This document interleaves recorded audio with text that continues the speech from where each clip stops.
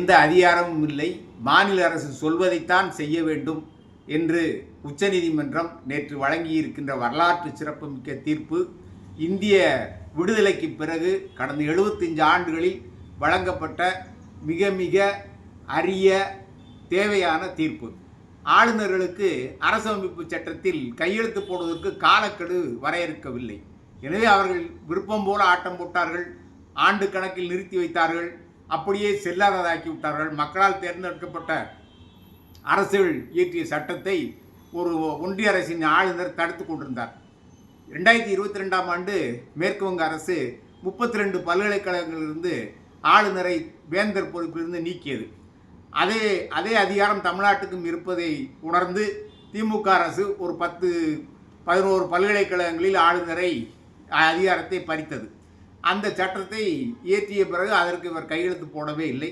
நான் போடவில்லை என்றால் அதற்கு உயிர் இல்லை என்று விளக்கம் வேற கொடுத்தார் இந்த ஆளுநர் கிண்டி ரவி. ஆனால் உச்சநீதிமன்றம் மாநில அரசுக்குத்தான் அதிகாரம், நீ அரசமைப்பு சட்டத்தின் 200வது பிரிவின்படி தான் செயல்பட வேண்டும் என்று கூறி முதல் முறையாக காலக்கெடு வகுத்திருக்கிறது.